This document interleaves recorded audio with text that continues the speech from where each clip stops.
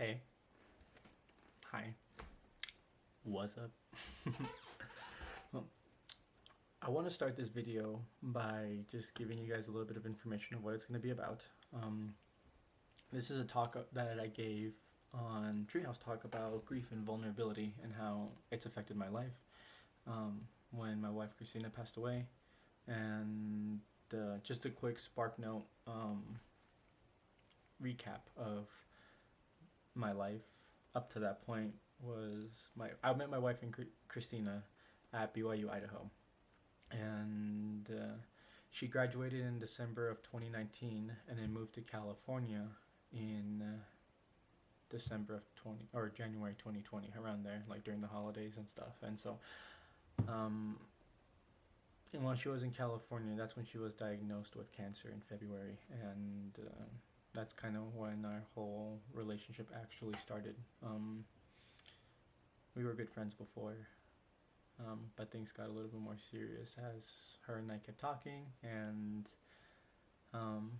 she beat cancer in October, and that's when we kind of decided, okay, we really want to get married, and we were planning on this like when the pandemic was settling down, because she lived in Canada, and so right when the pandemic was over essentially was when we wanted to have a big reception. But fortunately cancer came back again right at her year mark when she was diagnosed. So February 20th was when the cancer came back, and this time it was a little bit more serious, and I knew that she didn't have the chances of her living was not great, and I decided to still go with it. I knew the risks of what would happen. Worst case scenario, she would pass away, and I knew what I was getting myself into. I just didn't know how bad it was gonna hurt. And now you're gonna be seeing this video, and it's just gonna start off with my reaction, or the reactions that I've had by some people. So I hope you like it. And so some of the reactions that I've gotten were to the point where, like, I'm so sorry for your loss, but then it came into something like solutions for my life. Some of them were, oh, you're still young and handsome, you'll find someone else. Oh, you should marry this person, she'll treat you right. At least she's in a better place. And the one that hit me the most was to some of my friends. And this was like about like a month or 3 to 6 months when I'm still talking about her. My friends said, bro, she's dead. At some point you have to move on. And at that point I realized the struggles of what you ladies have to go through when you go dating other guys. So I kind of felt that and stuff like that. So another one is, this is part of God's plan. And so I know it's really hard to read that, but some of them also say, I can't even imagine what you go through, right? And my reaction is, I think you can, and I think you should. And the reason why is, fun fact, everyone here is going to die one day. It is a fact, 100%. And some of you may have lost people during the pandemic, or know people, or have family members that passed away. And so people have their own griefs. And so I kind of want to go ahead, and I'm here to help you guys how to navigate the grief that you may be having if you've had some already, or if you know someone who is going through griefs and stuff. So the reactions that I've got taken away from these responses, right? I listed some of them here. It kind of takes away my connection to her. Some people wanted me to forget about her, and she made me feel like she was replaceable as well, and that my life really didn't matter within the 3 months and 20 days that her and I were together. And at the same time, I was dealing with everything here. I was in denial because I thought she was really going to make it. During the time that her and I were living together, we were watching The Chosen, and I just had this sudden impression that I thought she was going to make it, that I could just picture her and Jesus Christ just healing her, and we were going to live forever and have an amazing family and travel the world together. And I was angry because cancer has robbed me of my life with Christina, my wife, and I was mad at myself as well. The day that she died, I received a call from my brother-in-law. I was working at the time, and he said, "Hey, Howie, you need to go to the hospital right now. I don't think she's going to make it." And so I went and I booked it to there. I skipped the line right to the reception desk, and I said, "Hey, I don't think my wife's going to make it. I need to go to the ICU." And so they rushed me there, and I saw my wife in a non-induced coma, and had lumen catheters surrounding her whole body. And the doctor said that they already went through 4 to 5 bags of blood already, trying to save her life and trying to maintain it. And they pointed me out to me, "Are you Howard Saavedra?" I said, "Yes, ma'am." And they said, "Okay, well, we need you to make a decision.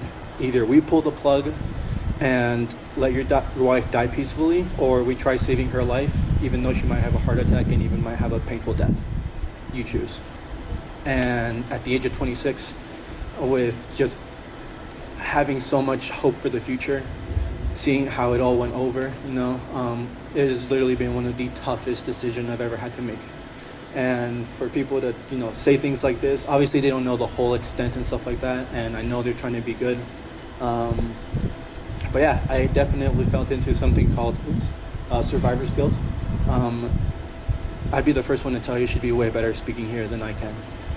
At the end of my slide, I'm going to show you her Instagram, so you guys can go ahead and look more into our love story and look at her beautiful words and stuff, but she'd do a lot better job than here giving this talk.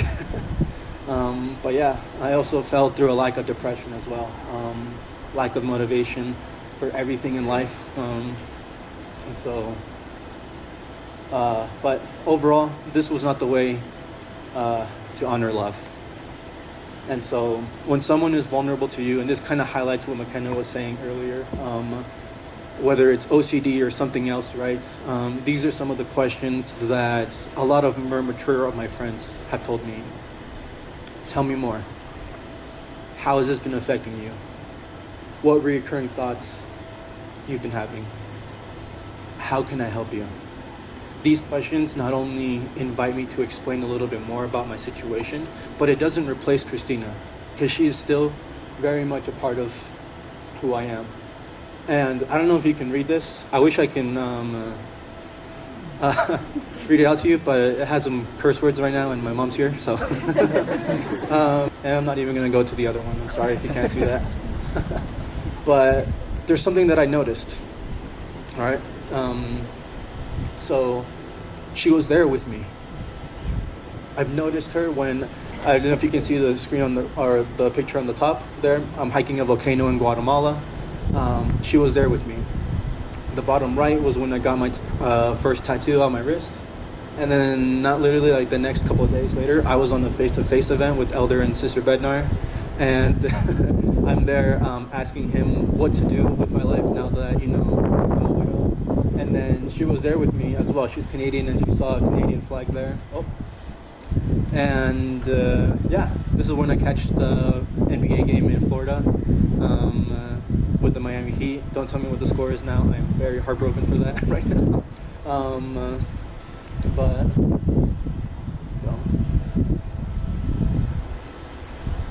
But with the previous slide, that's how I thought grief was. And then I was scrolling through TikTok, and I saw this one quote from Andrew Garfield.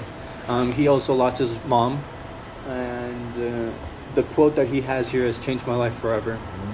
I hope this grief stays with me, because it is all the unexpressed love I didn't get to tell her, and I told her every day. So the complete transition from like, this is just a mess and stuff like that, right, to the point where I view grief as unexpressed love that I wasn't able to show her because of the little time that I've had.